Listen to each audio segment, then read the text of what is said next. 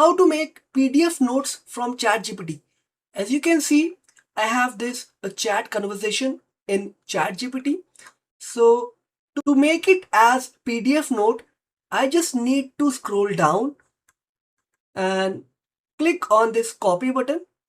Okay, I will click on this.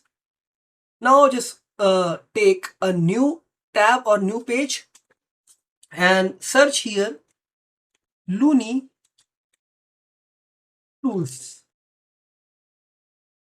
Search it. You will see this website Looney Tools. Click on this.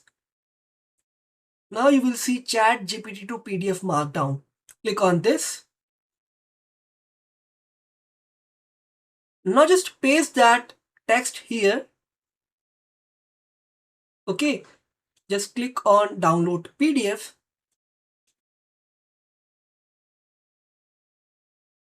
and click on this download file.